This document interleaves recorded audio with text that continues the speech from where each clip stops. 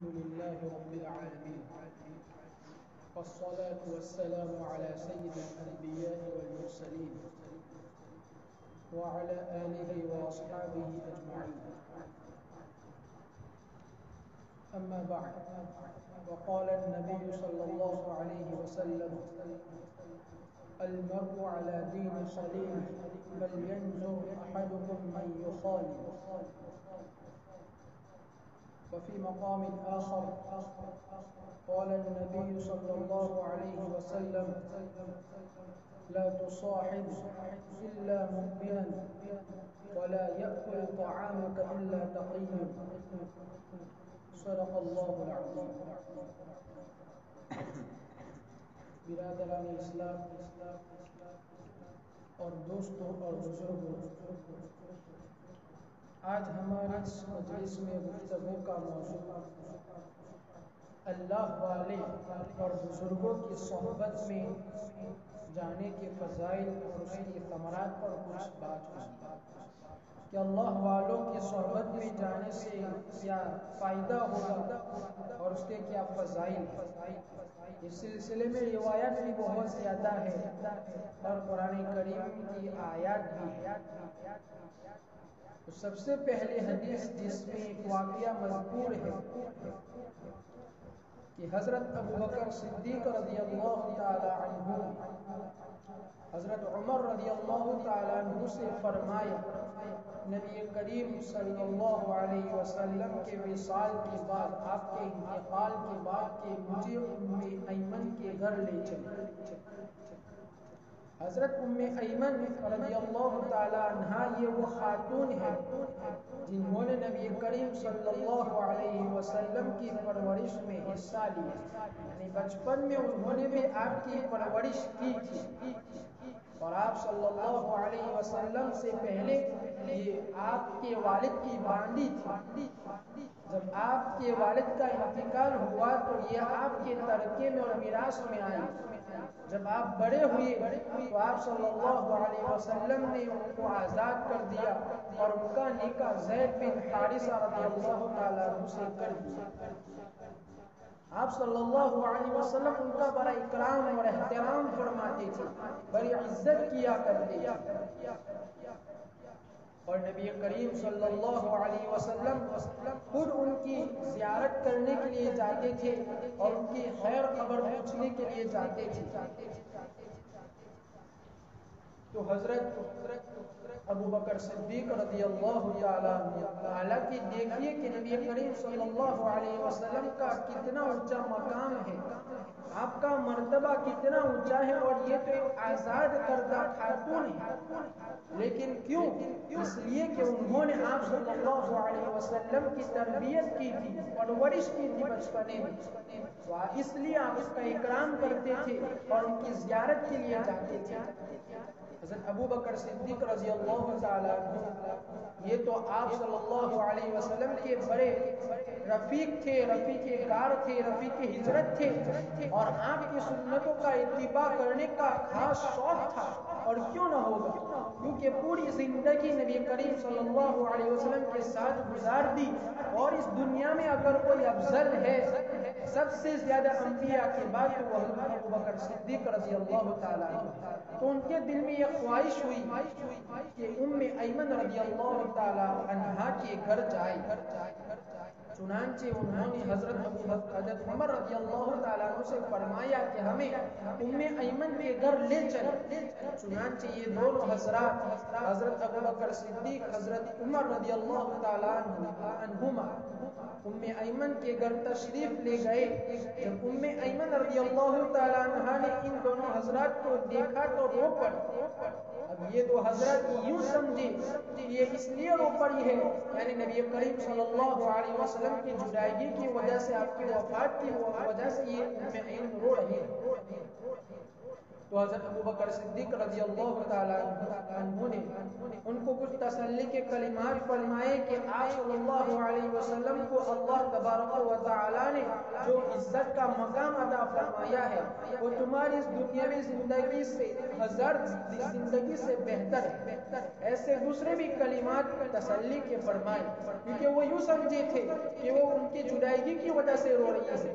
تو ام ایمن رضی اللہ تعالی عنہا نے عرض کیا کہ میں اس لیے نہیں رو رہی ہوں کہ مجھے وہ بات معلوم نہیں ہے جو آپ نے فرمائی, میں تو اس لیے رو رہی ہوں کہ نبی کریم صلی اللہ علیہ وسلم کی وفات کے بعد وحی کا سلسلہ ختم ہوا ہے. کیونکہ جب حضور صلی اللہ علیہ وسلم ہمارے درمیان میں موجود تھے تو آپ پر وحی نازل ہوتی تھی. جبرائیل علیہ السلام تشریف لاتے تھے, وہ کیا عجیب منظر تھا. لیکن اب جبرائیل علیہ السلام نہ قیامت تک آ سکتے ہیں اور نہ وحی نازل ہو سکتی ہے. تو میں اس لیے رو رہی ہوں کہ آپ کی وفات کے بعد وحی کا سلسلہ ختم ہو گیا. جب ان دونوں حضرات نے یہ بات سنی تو یہ دونوں حضرات نے رونے لگے. تو اس واقعے کو یہاں بتانا مقصود یہ ہے کہ نبی کریم صلی اللہ علیہ وسلم چونکہ ان کی زیارت کرنے کے لیے جاتے تھے تو آپ کے صحابہ نے بھی آپ کی اتباع کی اور ان کی زیارت کے لیے ان کے گھر گئے. اب اندازہ لگائیے کہ حضرت محمد صلی اللہ علیہ وسلم کی زندگی کس قدر مصروف تھی اور آخری دور میں تو پورے جزیرہ نمائی عرب پر آپ کی حکومت تھی. اور آج جو پورا جزیرہ نمائی عرب ہے وہ کئی درجنوں ملکوں میں اور حصوں میں تقسیم ہو چکا ہے, جیسے کہ سعودی عرب ہے, بحرین ہے, شارجہ ہے, قطر ہے, مسقط ہے, دبئی ہے, ابو ظبی ہے. یہ سارے ملک جو ہے وہ جزیرہ نمائی عرب میں شامل ہے. یہ تو بعد میں منقسم ہو گئے. تو ذرا غور کیجیے کہ اتنے بڑے علاقے پر آپ کی حکومت ہے تو آپ کی ذمہ داریاں بھی کتنی زیادہ ہوتی ہے, آپ کی مصروفیت بھی کتنی زیادہ ہوتی ہے. اور اس کے بعد آپ نبی آخر الزماں ہے تو امت کی تعلیم و تربیت بھی کرنی ہے. اسی طریقے سے آپ عدالتی فیصلے بھی فرماتے تھے. اسی طریقے سے آپ جنگی کمان بھی آپ کے حق میں تھی کہ جہاں کہیں جنگ کرنی ہو تو آپ ہی اس کے امیر ہوتے تھے اور صحابہ کی تربیت کرنی ہوتی تھی. اس کے علاوہ آپ کے نکاح میں 12 بیویاں تھی, ان کے حقوق بھی ادا کرتے تھے. اس کے علاوہ آپ کے بیٹے بھی, بیٹیاں بھی تھی اور نواسے نواسیاں بھی تھی, ان کی بھی دیکھ بھال کرتے تھے.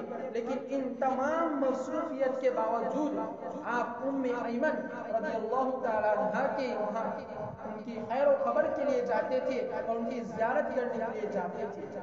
کیوں؟ اس لیے کہ انہوں نے آپ کی پرورش کی تھی تو اس کا اکرام اور ان کا احترام فرماتے تھے. نبی کریم صلی اللہ علیہ وسلم کی وفات کے بعد حضرت ابو بکر صدیق رضی اللہ تعالیٰ عنہ کو خلیفہ بنا دیا گیا, خلیفۃ المسلمین ہوئے. ذرا غور کیجیے کہ جو خلیفہ ہوتا ہے اس کے ذمہ کتنی ذمہ داریاں ہوتی ہے, کتنی مصروفیت ہوتی ہے. اور خاص طور پر ابو بکر صدیق رضی اللہ تعالیٰ عنہ کے شروع کے دور میں بڑا مشقت کا دور گزرا, بڑی مشکلیں گزری, کیونکہ آپ کی وفات کے بعد ارتداد کا دور چل پڑا تھا اور نبوت کے دعویٰ کرنے والے امت آئے تھے اور بغاوتیں شروع ہو چکی تھی. بعض لوگوں نے زکات دینے سے انکار کر دیا تھا اور دوسروں نے کسی فرائض میں سے کسی کا انکار کر دیا تھا. حضرت ابو بکر کو ان سب سے جہاد کرنا پڑا تھا. لیکن ان تمام مصروفیت کے باوجود آپ وقت نکال کر حضرت ام ایمن رضی اللہ تعالیٰ عنہا کی زیارت کے لیے جاتے ہیں اور ان کی خیر خبر لینے کے لیے جاتے ہیں.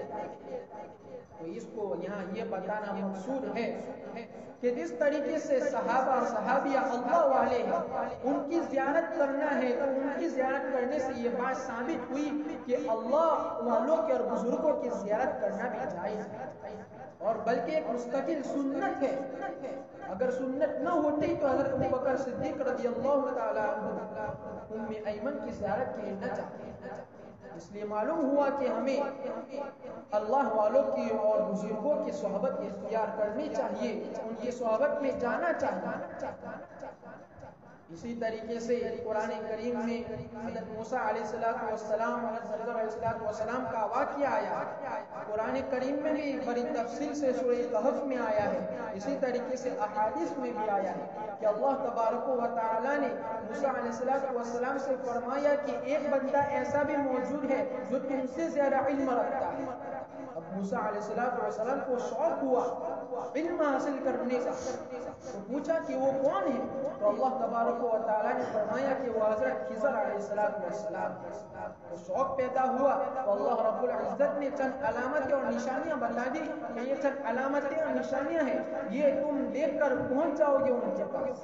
چنانچہ بڑی مشقت کے ساتھ ان کو تلاش کرتے کرتے ان علامتوں کے ذریعے سے پہنچ گئے اور حضرت خضر علیہ السلام کی خدمت میں پہنچے اور عرض کیا کہ مجھے وہ باتیں سکھلائے جو اللہ تبارک و تعالیٰ نے آپ کو سکھائی ہے اور جو علم اللہ تعالیٰ نے آپ کو دیا ہے۔ دیکھیے یہ تو نبی ہے موسیٰ علیہ السلام، لیکن ان کو یہ طمع ہے، یہ حرص ہے کہ مجھے اور بھی زیادہ علم ملے، چاہے جہاں سے بھی ملے، چاہے مجھے جہاں جانا پڑے اور جہاں کا بھی سفر کرنا پڑے۔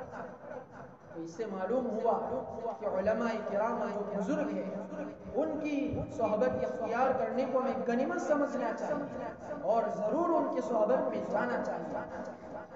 اسی طریقے سے حضرت ابو ہریرہ رضی اللہ تعالیٰ عنہ کی ایک روایت ہے کہ ایک شخص اپنے ایک اللہ والے سے ملنے کے لیے سفر شروع کیا اور وہ اللہ والے دوسرے گاؤں میں رہتے تھے۔ چنانچہ جب اس نے سفر کرنا شروع کیا تو اللہ رب العزت نے ایک فرشتے کو مقرر کر دیا۔ چنانچہ جب وہ درمیانے راستے پر پہنچا تو وہ فرشتہ انسان کی شکل میں آیا اس کے پاس اور اس سے کہا کہ اے آدمی تم کہاں جا رہے ہو، کہاں کا ارادہ رکھتے ہو؟ اس شخص نے کہا کہ فلاں گاؤں میں میرا بھائی رہتا ہے، میرا مسلمان بھائی رہتا ہے، میں ان سے ملاقات کرنے کے لیے جاتا ہوں، ان سے ملنے کے لیے جا رہا ہوں۔ اس فرشتے نے پوچھا کہ کیا تمہارا اس کے پاس کوئی مال سامان ہے یا کوئی پیسے ہیں رکھے ہوئے کہ تم اس کو لینے جا رہے ہو؟ اس آدمی کہا نہیں، ایسی کوئی بات نہیں ہے، بلکہ وہ اللہ والا ہے اور میں اللہ سے محبت کرتا ہوں اور وہ بھی اللہ سے محبت کرتا ہے، تو میں اس کے اللہ کی محبت کے لیے میں اس سے ملنے کے لیے جا رہا ہوں۔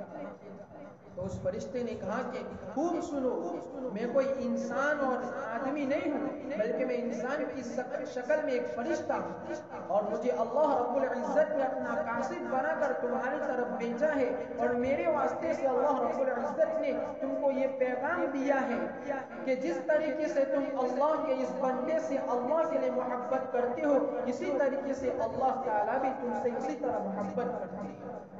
تو اس سے معلوم ہوا کہ اگر ہم اللہ والوں سے، بزرگوں سے محبت کریں گے اللہ کے لیے تو اللہ تبارک و تعالیٰ بھی ہم سے محبت کریں گے۔ حضور قرآن کریم میں کیا فرمایا؟ قُلْ إِن كُنتُمْ تُحِبُّونَ اللَّهَ، حضور نے فرمایا کہ اگر تم میری محبت چاہتے ہو، اللہ نے فرمایا کہ اگر تم میری محبت چاہتے ہو تو میرے رسول کی اتباع کرو، میرے رسول سے محبت کرو، تو گویا کہ تم نے مجھ سے محبت کرو۔ قُلْ إِن كُنتُمْ تُحِبُّونَ اللَّهَ فَاتَّبِعُونِي يُحْبِبْكُمُ اللَّهُ وَيَغْفِرْ لَكُمْ، اور تم کو معاف بھی فرما دے گا۔ اور حدیث پاک میں حضور صلی اللہ علیہ وسلم نے اچھے ساتھی کی اور برے ساتھی کی مثال بیان کر کے فرمایا کہ اچھے ساتھی کی مثال، اچھے ہمنشین کی مثال عطر فروش والے کی طرح، یعنی جو عطر بیچتا ہے، اور برے ساتھی کی مثال لوہار کی طرح ہے جو بتی کو دہکاتا ہے، آگ جلاتا ہے۔ اور آگے فرمایا کہ برے ساتھی کی مثال عطر فروش کی طرح اس طریقے پر ہے کہ اگر تم اس کی دکان پر جاؤ گے تو وہ کچھ نہ کچھ تم کو مفت میں دے ہی دے گا۔ جیسا کہ ہم دیکھتے ہیں کہ ہم عطر کی دکان پر جاتے ہیں تو ان کو کچھ نہ کچھ لگانے کے لیے دے ہی دیتا ہے۔ پھر فرمایا یا تو تم اس سے کچھ خریدو گے، اگر تم، اور پھر آگے فرمایا کہ اگر تمہیں کچھ نہ بھی دے اور تم خریدو بھی نہ تو اخیر میں اس کی خوشبو تو تم تک پہنچ ہی جائے۔ بتلانا یہ مقصود ہے کہ اس میں تمہارا فائدہ ہی فائدہ ہے، نقصان نہیں ہوگا۔ اور پھر لوہار کی مثال بیان کر کے فرمایا جو بتی کو سلگاتا ہے اور دہکاتا ہے آگ کو کہ اس سے تمہارے کپڑے چل جائیں گے، یعنی اگر اس کی کوئی چنگاری تمہارے کپڑوں پر آ گئی تو وہ تمہارے کپڑے کو جلا کر راکھ کر دے گی، اور اگر یہ نہیں ہوا تو اس کی بو تمہارے ناک میں آئے گی، تم تک پہنچ جائے گی۔ تو اس میں بتلانا یہ مقصود ہے کہ اس میں تمہارا نقصان ہی نقصان ہے۔ تو یہ دو مثال بیان فرمائی کہ برے ساتھی اگر اس کی صحبت میں رہو گے تو برا اثر آئے گا، اور اگر نیک لوگوں کی صحبت میں رہو گے، اچھے لوگوں کی صحبت میں رہو گے تو تمہارے اندر بھی اچھی عادتیں اور اچھے اخلاق پیدا ہوں۔ اور خود قرآن کریم میں اللہ تبارک و تعالیٰ نے فرمایا یا ایھا الذین آمنوا اتقوا اللہ وکونوا مع الصادقین، کہ ایمان والو تم اللہ سے ڈرو اور تم سچے لوگوں کے ساتھ رہو۔ اللہ تبارک و تعالیٰ نے فرمایا کہ جن کا دل، جن کا عمل اور جن کے اخلاق اچھے ہو ان کے ساتھ رہو۔ یا ایھا الذین آمنوا اتقوا اللہ وکونوا مع الصادقین۔ اور اس کے علاوہ احادیث مبارکہ میں بہت ساری فضیلتیں آئی ہے، جیسا کہ ابو سعید خدری رضی اللہ تعالیٰ عنہ نے روایت فرمائی کہ لا تصاحب الا مؤمنا ولا یأکل طعامک الا تقی، کہ تم کسی سے دوستی مت کرو سوائے مومن کے، اور تمہارا کھانا نہ کھائے مگر متقی اور پرہیزگار رہے۔ تو اس حدیث سے کریمہ میں بتلایا کہ تم اپنا ساتھی اور اپنا دلی دوستدار مومن کو بناؤ، اس کے علاوہ کسی کو نہ بناؤ۔ اگرچہ کافروں کے ساتھ معاملات کرنا تو اگرچہ جائز ہے، لیکن یہاں جو بیان ہے وہ دلی محبت کا، دلی تعلق کا بیان ہے کہ وہ تو صرف مومن کے ساتھ ہی ہونا چاہیے، کسی کافر کے ساتھ نہیں ہونا چاہیے۔ اسی طرح فرمایا کہ تمہارا کھانا کافر نہ کھائے، تم کافر کو کھانا نہ کھلاؤ۔ یہ بات اگرچہ درست ہے کہ کبھی کبھار کھلا دیا وہ درست ہے، لیکن یہاں بھی یہی مراد ہے کہ تمہارا تعلق پرہیزگاروں کے ساتھ رہے اور تمہارا کھانا پرہیزگار ہی کھائے۔ اس لیے کہ اگر تم برے لوگوں کی صحبت اختیار کرو گے تو کھانا بھی تم برے لوگوں کے ساتھ بیٹھ کر کھاؤ گے، اور اس کا نقصان یہ ہوگا کہ اس کی جو بری عادتیں ہیں وہ تمہارے اندر چلی آئیں گی اور تم بھی اس کی طرح ہو جاؤ گے۔ اس لیے حدیث میں فرمایا کہ تم دوست مت بناؤ، دوستی مت کرو مگر مومن سے، اور تمہارا کھانا نہ کھائے مگر متقی اور پرہیزگار ہو۔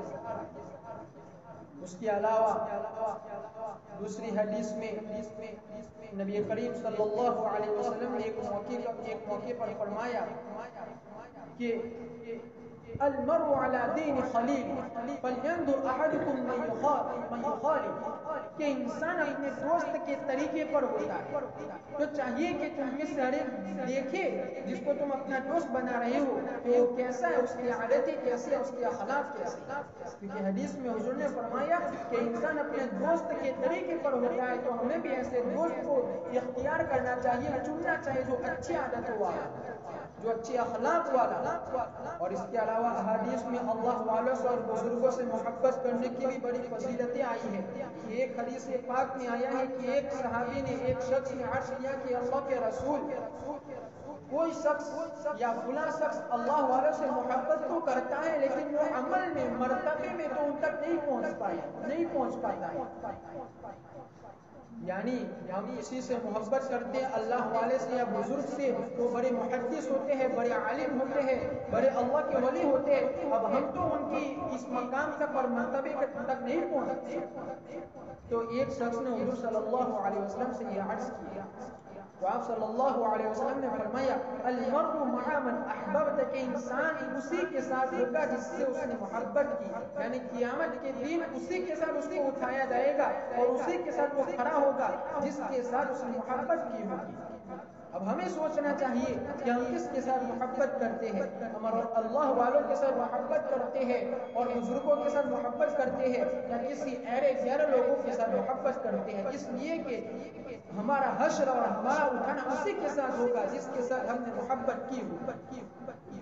تو نبی کریم صلی اللہ علیہ وسلم، اور اس سے بڑھ کر اور کیا فضیلت ہو سکتی ہے کہ نبی کریم صلی اللہ علیہ وسلم خود دعا یہ مانگا کرتے تھے کہ اللہم انی اسألک حبک وحب من یحبک وحب عمل یقربنی الی حبک، کہ اللہ تو مجھے اپنی محبت عطا فرما اور ان لوگوں کی محبت عطا فرما جو تجھ سے محبت کرتے ہیں، اور ایسے عمل کی محبت عطا فرما کہ اس عمل کے ذریعے سے میں تیری محبت سے قریب ہو جاؤں۔ اللہ رب العزت نے دعا فرمائی کہ محبت فرما اور ان لوگوں کی محبت جو تجھ سے محبت فرماتے ہیں۔ تو اس سے بڑھ کر اور کیا چیز ہو سکتی ہے، اس سے بڑھ کر اور کیا فضیلت ہو سکتی ہے کہ حضور صلی اللہ علیہ وسلم نے خود دعا فرمائی۔ تو ہمیں چاہیے کہ ہم اچھے ساتھی اور برے ساتھی اور اس کے درمیان فرق کرے اور دوستی اچھے ساتھیوں سے کرے، اس لیے کہ برے ساتھی کا ادنا کا اثر یہ ہوتا ہے کہ جب آدمی برے ساتھی سے دوستی کرتا ہے تو جب دوسری یا تیسری مرتبہ میں ملاقات کرتا ہے تو وہ جن گناہوں میں مبتلا ہوتا ہے ان گناہوں کی نفرت اس کے دل میں سے تھوڑی کم ہو جاتی ہے، پھر جب وہ رفتہ رفتہ جیسے اس سے ملتا جاتا ہے تو پوری طرح اس کی نفرت دور ہو جاتی ہے، اور کبھی یہ بھی ہو سکتا ہے کہ وہ اس گناہ میں مبتلا ہو جائے۔ تو دیکھو کہ ایک گناہ جس سے وہ شدید نفرت کرتا تھا، لیکن جب اس کا برا ہمنشین مل گیا اس کو اور اس کے ساتھ اس کا اٹھنا بیٹھنا ہو گیا تو وہی گناہ جس کو سب سے زیادہ ناپسند کرتا تھا وہ اس کو کرنے والا ہو گیا۔